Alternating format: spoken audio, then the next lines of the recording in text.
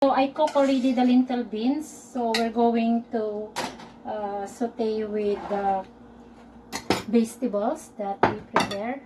So now we're going to start. We're going to use olive oil.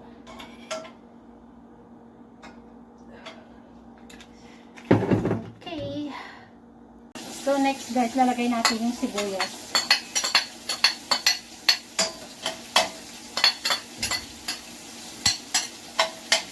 We're going to saute the onion. Lalagay muna natin yung mushroom. Pag naluto na yung mushroom, tatanggalin natin.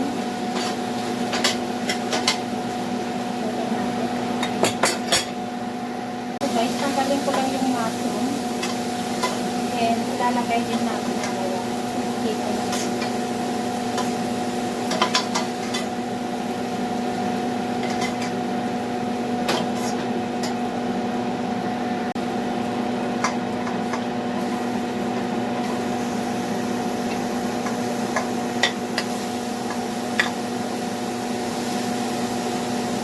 Sinislice ko lang siya ng maninipis para isipin talaga.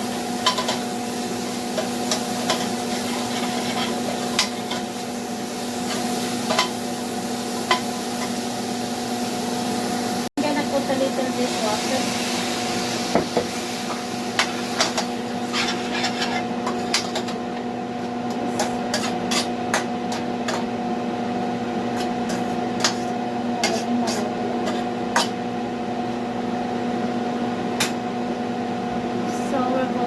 The lid off. So next guys, lalagay natin yung celery.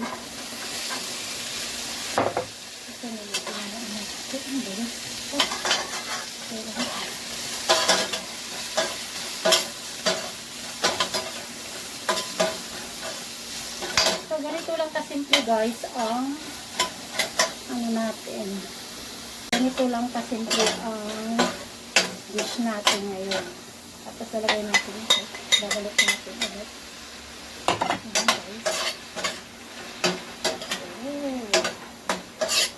Oh. Ay, masarap. Tapos maglagay lang tayo ng asin. Ayan guys, maglagay tayo ng turmeric. Optional lang naman guys ang turmeric. Look at that. After, we're going to put our lentil beans. Ganito lang kasimple guys ang pagkain natin ngayon.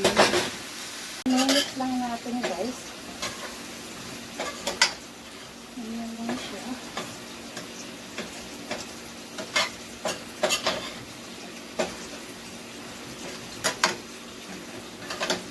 Nagdagdag lang tayo ng konting water. Nagdagdag lang tayo ng konting water.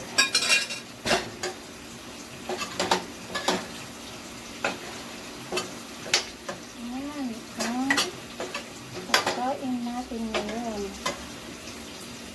Tapos maglagay tayo ng parsley or cilantro. Nakuha ako sa tanim ko. Kukunti naman yung dahon ng ano natin, yung cilantro natin. Yung spring onion ang marami. Ayan guys. So, ito na guys.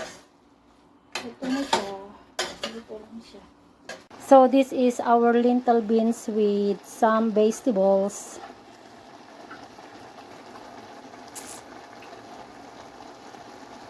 Ayan guys.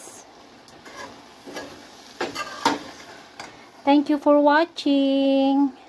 See you in my next cooking.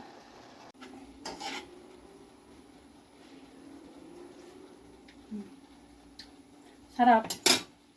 Okay guys, thank you for watching and see you in my next cooking. Transfer natin dito yung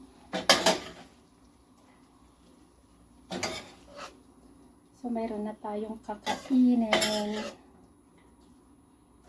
Ito kasimple ang pagkain natin ngayon.